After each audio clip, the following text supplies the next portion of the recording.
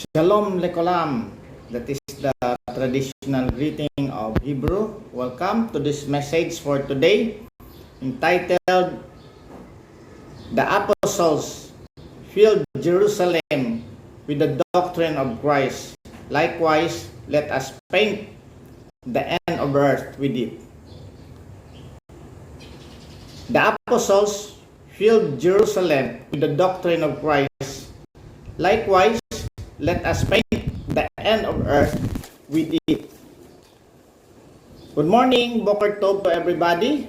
Ngayon po ay Father's Day. Happy Father's Day to all fathers sa buong mundo. At nagpapasalamat tayo sa Panginoon na may mga ginagamit ng mga father na mag-alaga sa kanilang mga pamilya, magpo-provide, at the same time magbibigay ng gabay, particularly sa spiritual na bagay. So habang pumapasok po yung ibang mga tao for our live streaming, let me take this opportunity to greet every father sa buong mundo, sa aking mga kaibigan, sa church, ibang mga churches na ating makakilala, at sa ibang mga tao po na ating kakilala. Happy Father's Day po. Pero the most important part na atin din pong palaging ini-introduce in the beginning of our message is about the gospel of Jesus Christ.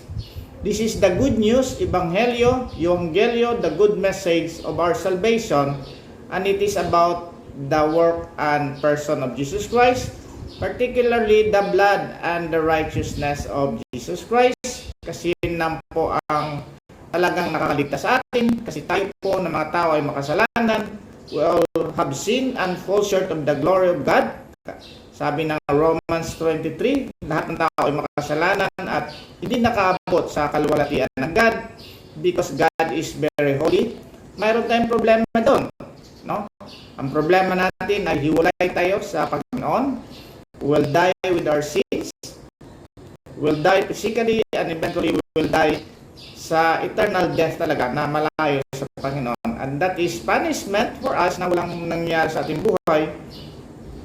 That is in hell, no? At yung good news ay palagi natin sinasabi, it is about Jesus Christ.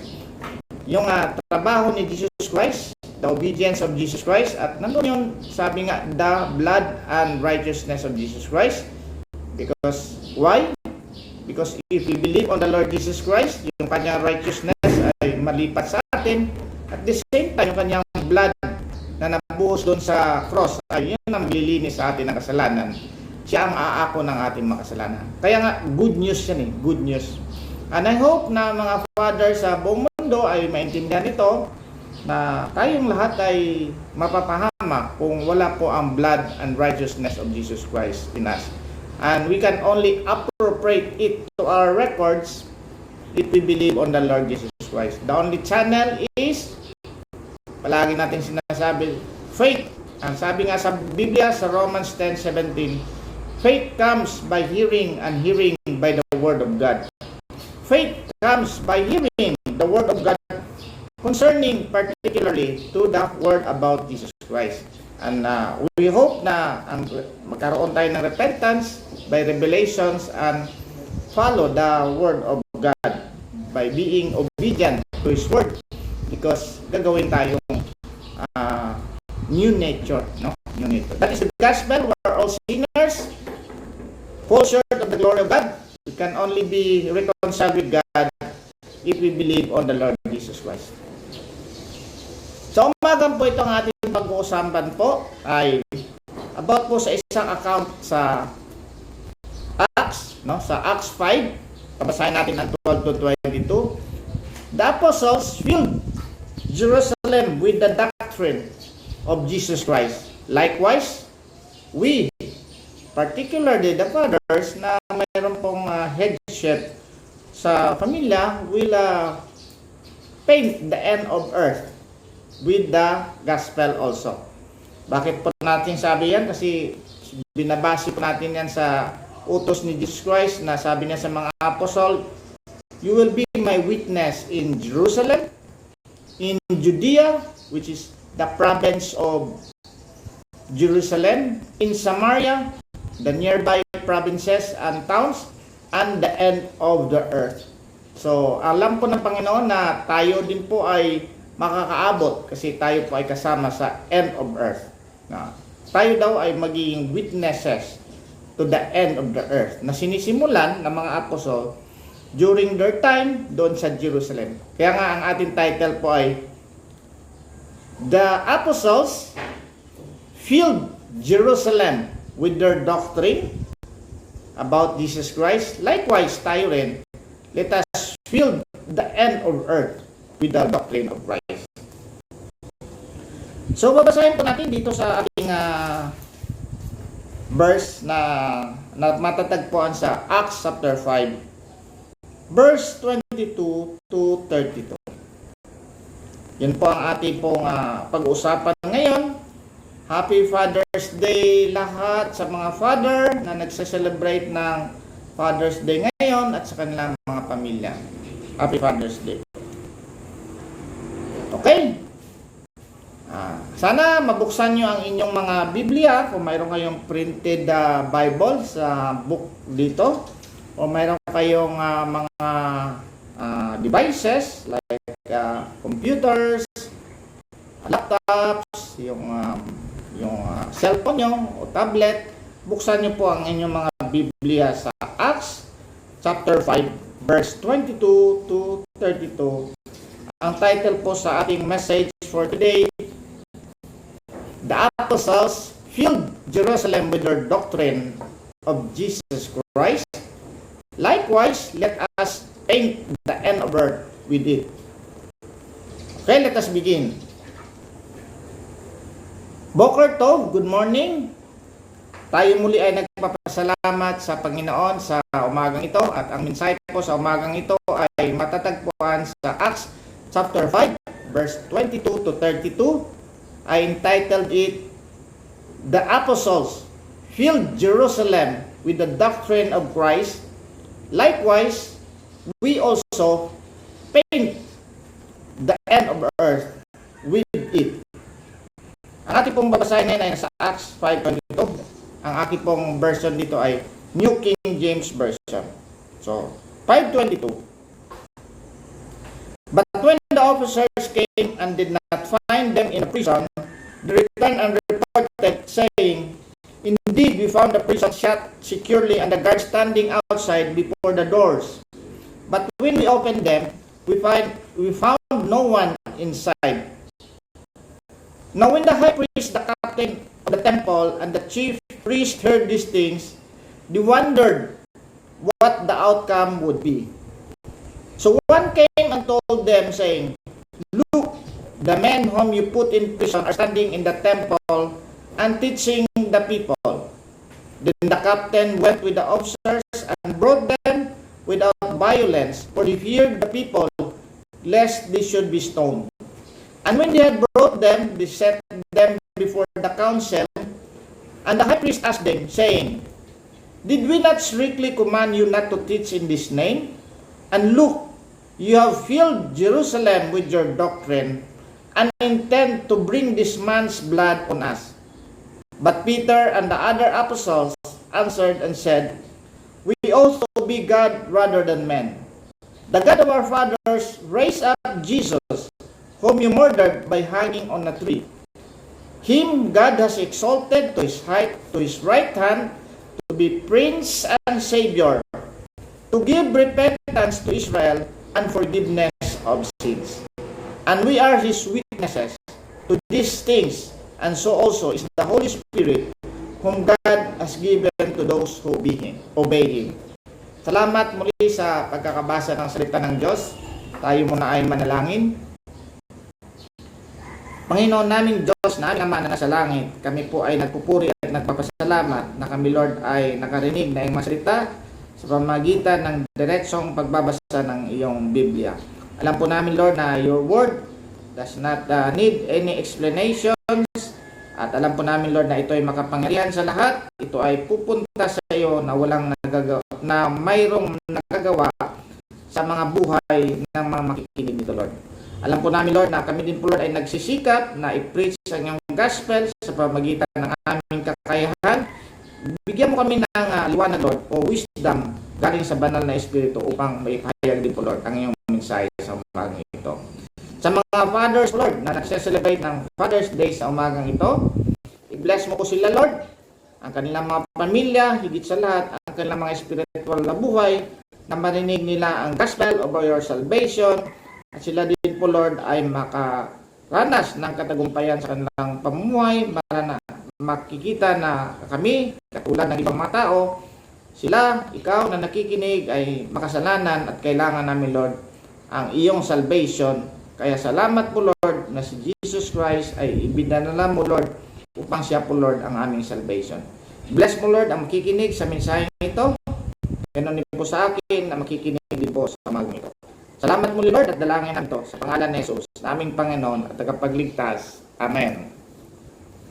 Okay, magandang umaga muli sa bawat isa.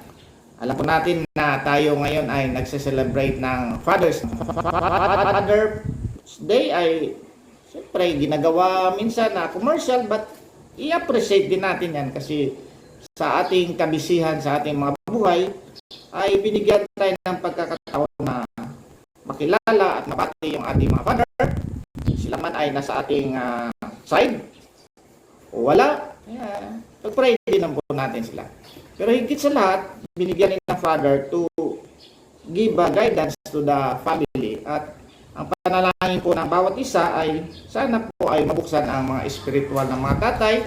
Kasi ang best legacy po ng mga tatay ay may pamana ang salita ng Diyos. At ang mga anak nila, ang kanilang mga kasamahan sa sambahay ay maliligtas sa pamagitan ng kanilang pananampalataya kay Jesus Christ. Sa umaga po ito ay ang ating pong tatalakayin ay tungkol po na ano ba ang nangyari sa isang account dito sa Acts, no? At ang ating pong pattern ngayon ay kasi sabi ni Jesus Christ sa kanyang mga alagad, pumunta kayo sa Jerusalem, mag-antay kayo sa akin doon o sa banal na Espiritu na dadating. And sabi na, it is now for your times or season with the Father has put in His own authority, but you shall receive power when the Holy Spirit has come upon you, and you shall be witnesses to me, to Christ now, in Jerusalem, and in all Judea and Samaria, and to the end of the earth. Kaya ang ating title ngayon ay sinimulan ng mga apostol doon sa Jerusalem. They filled the whole Jerusalem with their doctrine. Kaya nga parang analogy natin dito ay parang mayroon tayong kasabihan na let us paint the town red, no? Although mayroong bad connotation yan kasi ang connotation na ay let us paint the town red, na mag-enjoy tayo, pupunta tayo sa town, mag-inom tayo ng mga alcoholic drinks, dancing, singing, parang paint the town red. Pero gagamitin natin yung term na paint, no? Kasi let us paint the end of the earth with the gospel of Jesus Christ. Kasi alam po natin ang primary color po ng gospel of Jesus Christ is red and white, no? Bakit red and white? Kasi ang pinaka-sentro talaga sa gospel of Jesus Christ is the blood of Jesus Christ, which is color red, na nabuhos doon sa krus ng Kalbaryo upang mabayaran ang mga kasalanan ng mga taong naniniwala kay Jesus Christ. That is the main purpose of the mission of Jesus Christ dito, na yung kanyang atonement sacrifice, no? Ang number 2 na color ng gospel ay talagang white. White talaga kasi parang the righteousness of Jesus Christ. Ang halintulad niyan ay parang white robe na ibinibigay sa atin na nananampalataya, kasi ang ating robe, ang ating mga damit ay madumi dahil sa ating mga kasalanan. Papalitan ng righteousness of Jesus Christ in order to be saved. Kaya ginagamit natin yung word na paint, na ating pinturahan ang end of earth na naka-assign sa atin, kasi ang assignment po ng mga apostles, magsisimula sila sa Jerusalem, Yung Jerusalem ngayon na nasa Israel, doon talaga sila nagsisimula.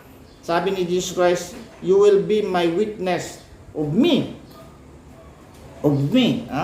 Witness sila sa kay Jesus Christ. Kung ano pong ginawa ni Jesus Christ, kung sino po si Jesus Christ. Unang-una muna in Jerusalem, in Judea, which is the province of Jerusalem, kasi ang Jerusalem po ay sa kapanahonan nila ay mayroon silang Judea, no? Kaya nga Judah, yung Judea. Tapos mayroon silang mga nearby towns or provinces, yung Samaria, no? Alam po natin yung the woman in Samaria, no? At mayroon din po account si Jesus the Samaritan na nagtulong po. Pero ang point dito ay yung Samaria ay malapit na lugar. So ang point ni Jesus Christ ay mag-i-expand ng gospel.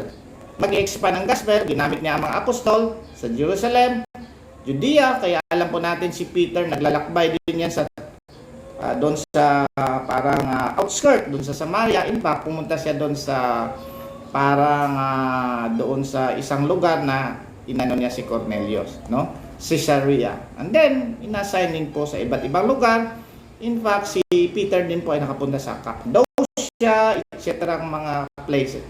Same time talagang kinausap ni Jesus Christ ang apostol na ang pangalang Paul, na siya talagang mag-advance doon sa gospel sa mga Gentiles doon sa Mediterranean na lugar. Lalakbay sa Mediterranean Sea papuntang Galatia, and then to Europe, and then to Rome.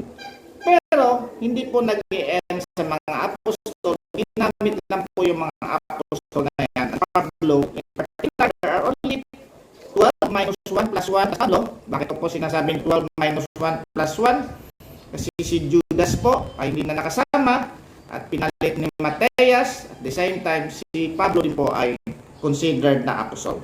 Kaya nga, the title of this message is The Apostles Field. Ibig sabihin, pinuno. Kung mayroon tayong makita ngayon at mga tarpaulin, parang gano'n din, pinuno nila ang Jerusalem, kaya nagagalit po ito. So let us give an account of this nakasulat sa Acts, kasi marami po din sa atin na nagsisimula pa ay hindi pa rin masyadong nakukuha kung ano yung Acts.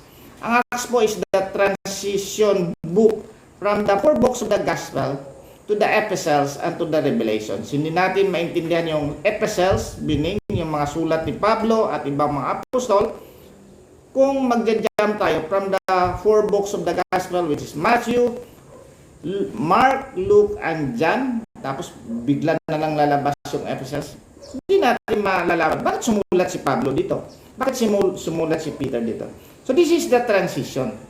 Alam po natin, transition ay sila po ay naghintay sa Jerusalem, nagkaroon ng Pentecostal, nabubaba yung Holy Spirit sa kanila, nagbigay sa kanila ng power. Mayroong nag-preach si Peter, mayroong na naka-receive o nag-believe about the gospel of Jesus Christ.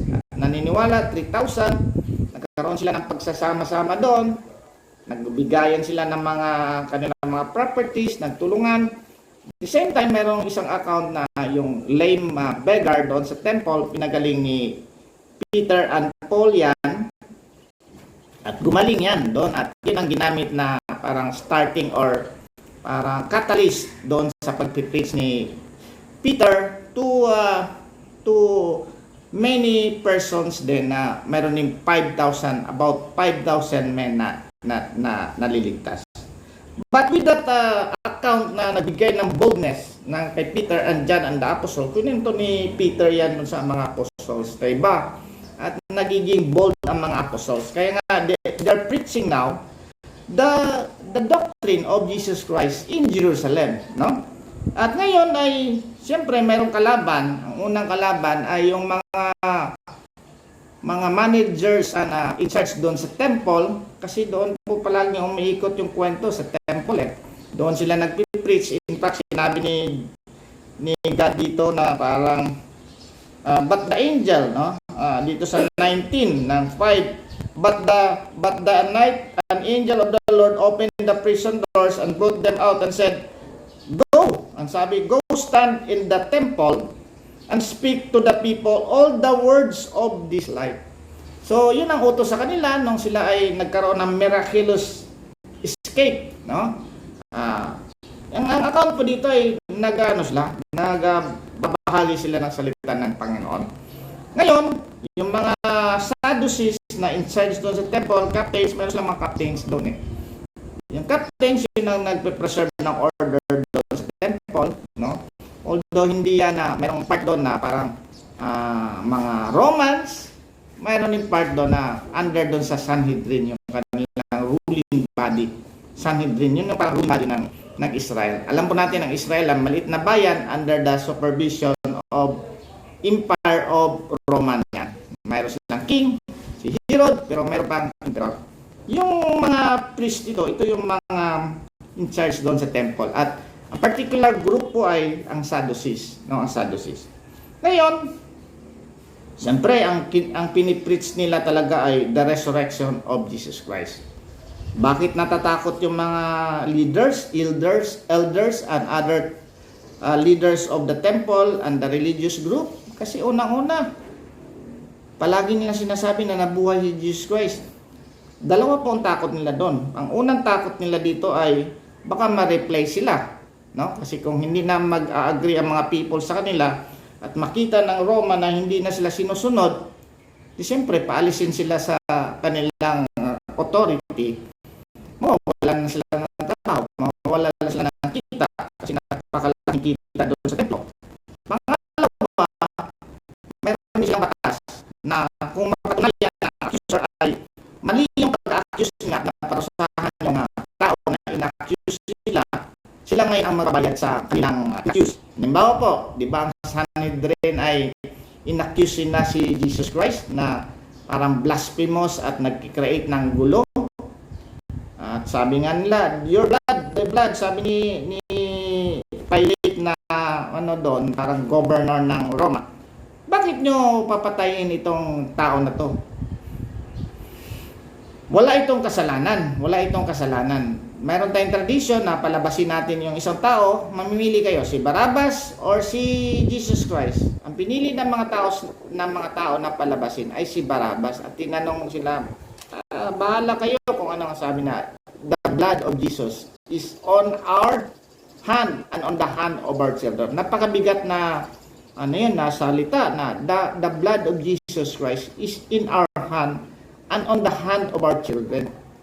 Kasi kung mapatunayan na mali yung kanilang pag-aakusa, the whole Sanhedrin, the whole 70 people na nagmamanage sa Israel, mako-crucify sila. That is the law sa kapanahonan nila na pag nag-accuse ka, tas mali yung accusation mo, mapapatunayan, ikaw ngayon ang mag-suffer or mapaparusahan. The same yung anong ginawa doon. Kung crucify si Jesus Christ, the whole Sanhedrin or the whole Supreme Court of Israel will be crucified. Yan ang Kaya takot sila. So ang sabi nila, grabe naman itong mga apostol na to. Pinagbabawalan namin sila. In fact, dito po sa chapter 5, pinagbabawalan nila ito. Hinuli nila at kinulong nila itong mga apostol na to. Kinulong nila kasi mayroon din silang parang prison na cell din. Pero may magic dito or hindi magic, yung parang supernatural thing na dumating yung angel tapos pinakawalan sila. Ngayon, ito na yung kwento ngayon. The officers came and did not find them in the prison. And they returned and reported saying, indeed, we found the prison shut securely and the guards standing outside before their doors. But when we opened them, we found no one inside. Sabi nila, nung binuksan namin yung cell, sarado naman. Nakalak. May mga gwardiya sa labas. Walang paraan makatakas ito, kundi supernatural thing. Pero nung binuksan namin yung prison, natagpuan namin na wala yung mga hinuli natin na mga apostol. So, sabi nila, na when the high priest, kasi yung high priest talaga, yun yung mga leaders doon sa temple, the captain of the temple, mayroon din silang parang kapitan doon na leader ng kanilang mga sundalo na nagbabantay doon. Sabi nila, when the high priest the captain of the temple and the chief priest, yung pinaka-high priest talaga, na si Caiaphas, heard these things, they wondered what the outcome would be. Sabi na, patay. Anong mangyari nito? Nawala yung ating mga prisoner and supernatural yung pagkawala. Ano ngayon ang mangyari dito? Ano kaya nangyari dito? Pero nandito yung sagot. So one came and told them saying, look, the men whom you put in prison are standing in the temple and teaching the people. Sabi na, nawala yung mga tao doon sa prisoner, pero nandun sila sa temple, nagpapatuloy sila sa pagbabahagi ng salita ng Diyos na ipapaliwanag natin ano to yung mga katuloy na doctrine. Pero sabi dito ng angel, nung binuksan ng angel, nung binasa ko kanina sa 5:20, sabi ng angel, go, stand in the temple and speak to the people all the words of this life. So, all the words of this life, it is the word of Jesus Christ, and this life is about, kasi sa kanila, bago yung salvation ng spiritual eh. Sabi doon, yung life na to ay hindi ito temporal lang ito at mayroon pang dadating na buhay din. Anong ginawa ng mga captain? Nung nalaman nilang nagtuturo ang mga apostol doon sa temple, sabi na, then the captain went with the officers and brought them without violence, for they feared the people lest they should be stoned. Although sila yung in control doon sa temple and ang Sanhedrin ay control sa Israel with the management of the Roma, with the Roman soldiers, pero takot din sila sa mob or sa mga tao kasi baka batuhin sila. Kasi marami nang naniniwala on Jesus Christ. So hindi nila dinahas ang pagdadala, dinala nilang mayos para hindi sila batuhin ng mga tao. And when they had brought them, they set them before the council. Ito yung council. Ito yung Sanhedrin composed of 70 elders to, na mayroong chief priest, 71. No? 71. And the high priest asked them, saying, tinanong ang mga apostol, sinabi ito, makinig tayo dito, verse 28, did we not strictly command you not to teach in this name? Malinaw na malinaw, no? Did we not strictly command you not to teach in this name? Ano yung name na to? The name of Jesus Christ. Kasi kung babasahin natin ang chapter 4, makikita natin dito sa chapter 4 na sinabi ni Peter and John na alam nyo ba kung bakit na gumaling itong lame na beggars?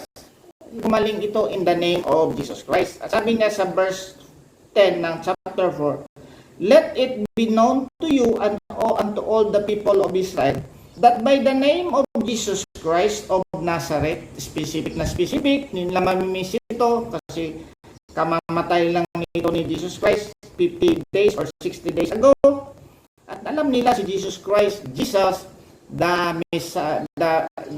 Messiah, kasi yung Christ is meaning dyan, the anointed or the coming one na hinulaan ng Bible, the Jesus Christ. Kaya hindi apelido ni Jesus yung Christ. It is a description na siya yung inaantay na Messiah na magliligtas sa kanila. Of Nazareth, whom you crucified, whom God raised from the dead. Malinaw na sinabi na binuhay galing sa mga patay. By him, the man stands here before your all. This is the stone. Ito si Jesus Christ na stone which you rejected by you builders.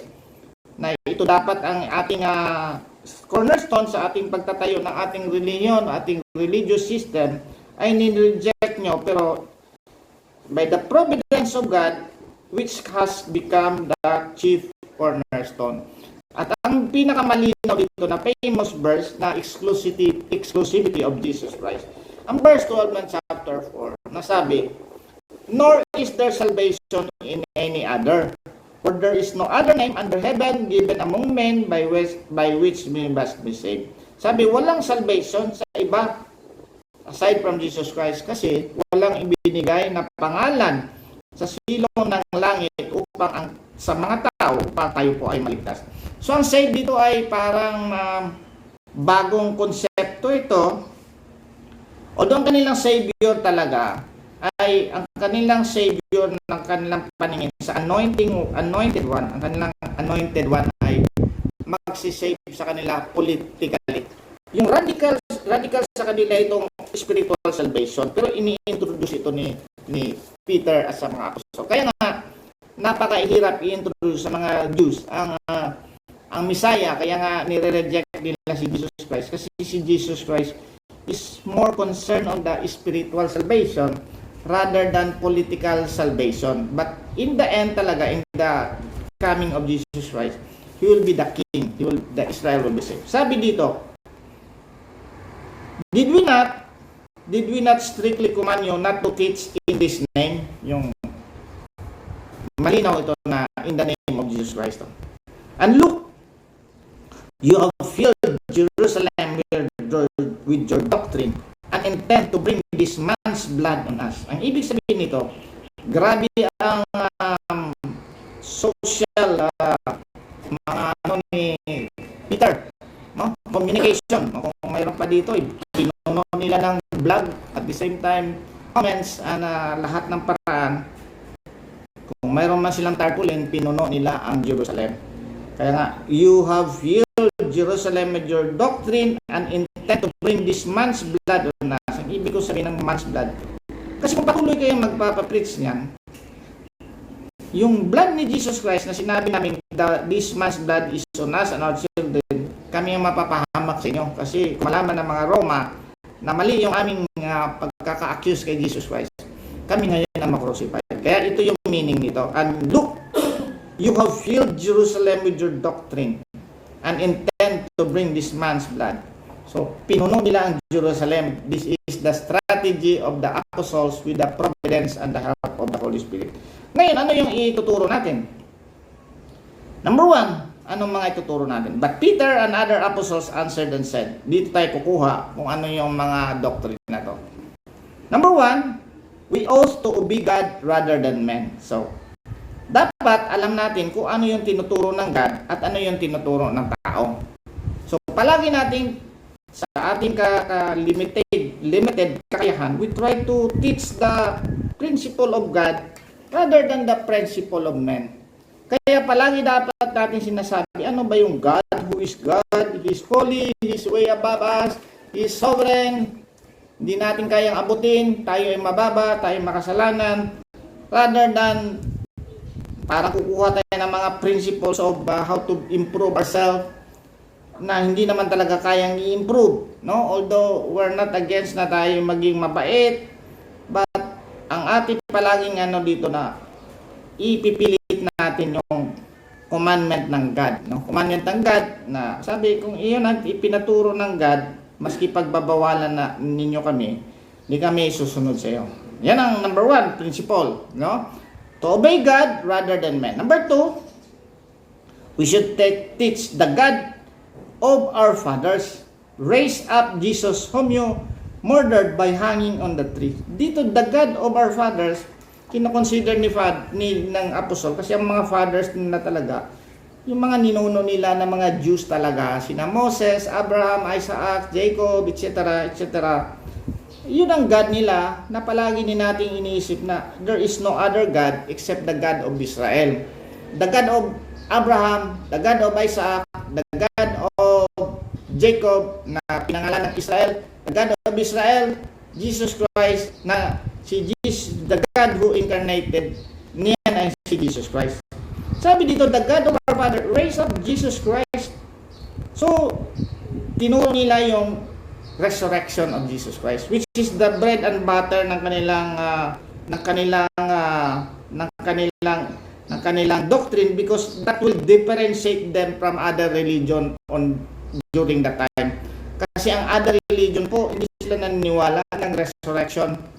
Malayo sa kanilang pag-isip. In fact, nung nagturo si Pablo na resurrected Jesus Christ, sabi na, anong tinuturo nitong babbler na to? Pero marami din nagka-interest nung tinuro ni Pablo yung resurrected Jesus Christ. At particularly, dito yung mga Sadducees na in charge sa temple, they do not believe on the resurrection of the dead and the angel, unlike yung mga Pariseo, naniniwala sila. In fact, sa kapanahonan nila, yung Pariseo ang pinakamalapit na katuruan. Kung mahanap tayo ng least evil doon sa grupo na yan, yung Pariseo ang least evil doon, least evil sa lahat ng mga grupo. Kasi naniniwala sila of the resurrection of the dead and the angel, pero mali nga lang kanilang pagkakaintindi ng Messiah. No. Regardless, ganun po. No? Number 2, the God of our fathers raised up Jesus Christ, whom you murdered by hanging on a tree. Verse 31, very, very specific. Him God has exalted to his right hand, to be Prince and Savior. Mabigat ito. No? Him, Jesus Christ, God has exalted to his right hand. Pag sinabi mong right hand, wala makakaupo sa right hand ng God. Only God. Ganon yan ang ano doon. Sabi doon, the Prince, yung mayroon tayong binasa doon sa chapter 4 before na sinabi ko, the Prince of Life ito, the origin of life, the Prince and Savior. So, pag sinabi mong Prince and Savior, dapat ang antindi nila dito, God, kasi no one can save. Sa kanilang pananaw, no one can save except God talaga. At ang kanilang Savior din na ano doon ay Savior lang ng political or temporal thing na hindi sila mapapahamak at ang kanilang religion ay maging superior sa lahat ng religion at kalapit ang ibang mga religion sa kanila.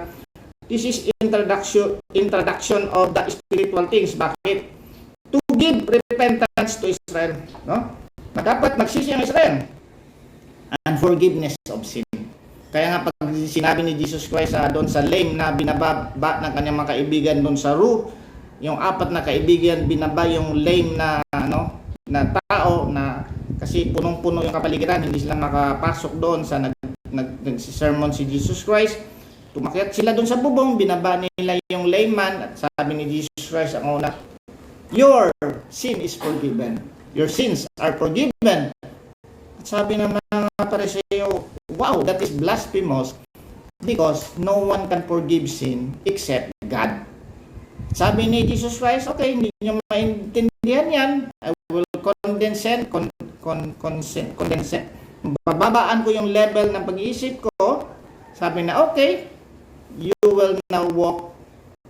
Papagalingin ko rin kasi hindi nyo maintindihan yung principle of forgiveness of sin. You are concentrating on the temporal things like healing and other temporal things. No? So, ano yung paint na gagamitin natin? Siyempre, ang paint na gagamitin natin, particularly red and white sa ating doctrine. Bakit red? Because the main concept of the atonement of Jesus Christ ay red, referring to the blood of Jesus Christ na naghugas ng ating kasalanan. Yun ang red color ng gospel. At the same time, white, kasi white yung righteousness ni Jesus Christ. Na siya lamang ang nakakuha nun at ini-impute yan sa atin upang tayo po ay maniwala sa Kanya. No? So, anong paint ang gagamitin natin? Red and white because sabi the God of our fathers raised up Jesus Christ whom you murdered by hanging on the tree. You murdered Him by hanging on the tree at doon nabuhos ang kanyang dugo. Him God has exalted to His right hand to be Prince and Savior, to give repentance to Israel. That starting in Jerusalem, where we are now witnessing to the end of the earth, to give repentance to all people and forgiveness of sin to the people, of all the people who will believe on the Lord Jesus Christ. Sabi nito, the last verse, and we are His witnesses to these things, and so also is the Holy Spirit whom God has given to those who obey Him. So sabi nila, we are His witnesses to these things. So mga nangyari ito, na i-introduce namin si Jesus Christ na siya yung doctrine, siya yung talagang nagbibigay sa atin ng katagumpayan. In fact, yung pinaka main reason talaga, yung nagpapatawad sa ating mga kasalanan and make us righteous with the Holy God. Kasi na main na problem ng tao na dapat natin ipilit sa mga taong makikinig. And we are witnesses to this. And is the Holy Spirit. Inintroduce yung Holy Spirit. Nandun yung God, nandun yung God the Father, the Son of God, Jesus Christ, and the Holy Spirit, Trinity, whom God has given to those who obey Him. So, mga naniniwala sa Kanya at nag-obey sa Kanya, He gave the Holy Spirit.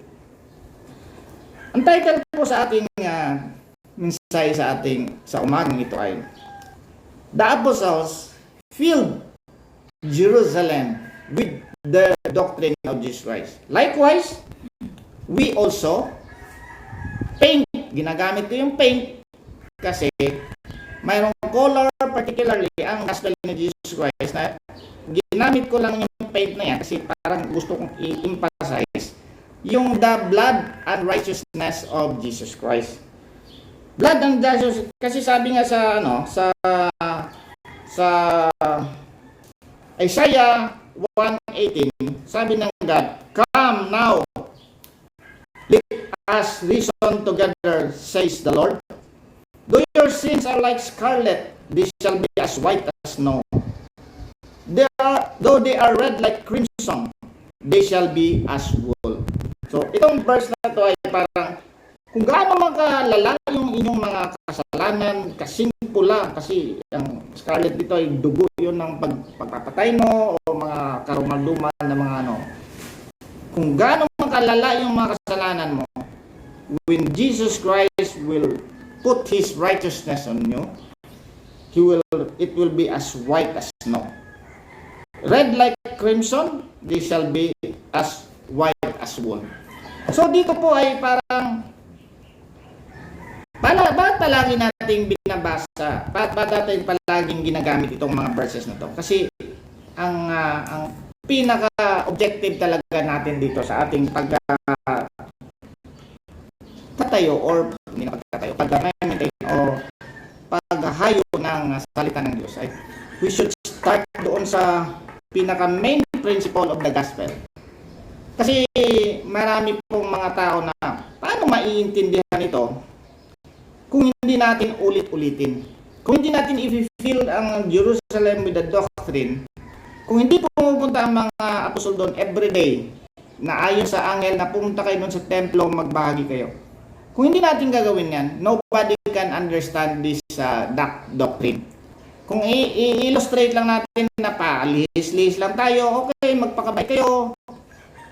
I'm not against na magpakabait, okay, maging maayos kayo ng ganito, pero they will not pinpoint talaga the doctrine of salvation of Jesus Christ about the blood and righteousness of Jesus Christ. Kasi meron nga akong isang narinig kasi nag-aaral tayo ng parang isang lengguwahe at sabi ni isang expert doon sa pag-aaral ng isang lengguwahe, si Stephen Krashen, sabi niya, pag nag-aaral ka raw ng lengguwahe, new language, halimbawa Hebrew, ang kailangan doon ay parang comprehensible input.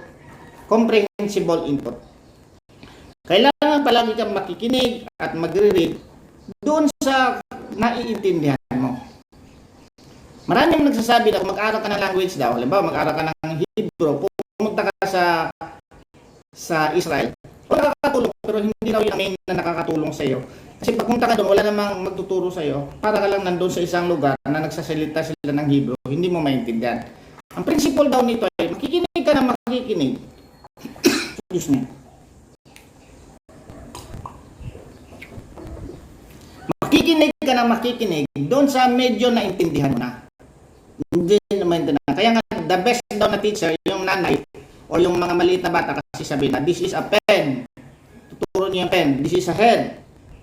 This is a eye. Diba? Kung sa Greek pa, rose, ayin, So, by telling, although hindi nyo naiintindihan yung mga terms na panim, pero pag tinuro ko yung panim is yung face, later on, maintindihan na ako. Tinuro ko yung rose, yung ulo, maintindihan na yung rose ay head yan, no? Ozen, parang pag ginawa, ozen. So, sabi na, comprehensible input. We try to explain the gospel na maintindihan talaga yung pinaka-core. Ang pinaka-core talaga sa gospel is Jesus Christ. The sacrificial atonement of Jesus Christ. The substitutionary atonement of Jesus Christ. Kaya palagi nating inuulit-ulit yan. Substitutionary. Kung mayroon tayong diagram doon, substitutionary in exchange. Substitutionary in exchange. Yung mga kasalanan mo nakasing dumi ng crimson. Ang righteousness ni Jesus Christ nakasing dumi ng wall pagtingin sa atin ng God, tayo madumi. Regardless kung tayo sumusunod kasi ang ating self-righteousness ay hindi yan nakakaabot, madumi pa rin yan. Kailangan natin mag-exchange. Kailangan natin mag-exchange na yung karumihan mo ay binigay mo kay Jesus Christ at ang kabutihan ni Jesus Christ ay binigay sa atin. That is a comprehensible input. Kasi sabi nga, faith comes by hearing and hearing the word of God. Dapat daw, sabi daw ng ni Kristen, dapat daw ang pakikinig mo ay medyo may naintindihan ka na about 50% rather than 0%. Kaya kung pumunta ka sa church, ang pinag-usapan din noon ay maging mabuti ka. Ang pagdating mo sa doon, you will not understand the doctrine of Jesus Christ na si Jesus Christ ang nag-perform sa iyong salvation. You will only understand na you can be saved by your good works. At ang tao ay umuwi, ganun pa rin ang kanilang hindi nila maintindihan yung lingwahe ng gospel na dapat tayo maliligtas sa pamagitan ni Jesus Christ. Kaya sabi ni Charles Haddon Spurgeon, meron akong isang dito sa Charles Haddon. Whatever you depend upon apart from the blood and righteousness of Jesus Christ, away with it. Sabi nga, kung ano mang dinidepend mo sa iyong salvation, pag inausapan natin, this is about the spiritual salvation. This is about the spiritual salvation. Ikaw ay napapahamak. Sabi ni Charles Haddon Spurgeon, whatever you depend, kung ano mang inaasahan mo, apart from the blood of righteousness of Christ, away with it. Even your repentance, even yung pagsisisi mo, even your faith. Kaya nga sabi ni John MacArthur, your repentance needs repentance. Your repentance needs repentance. Kasi marami pa, yung iba naman, if you're looking of your alms and prayers, away with it. Kasi ang pinaka-core talaga na dapat nating ini-insist doon sa mga nagsisimula pa lang is about the righteousness and blood of Jesus Christ. Yung mga good works na yan, ay mga grammar na lang yan, mga refinement na lang yan ng ating salvation.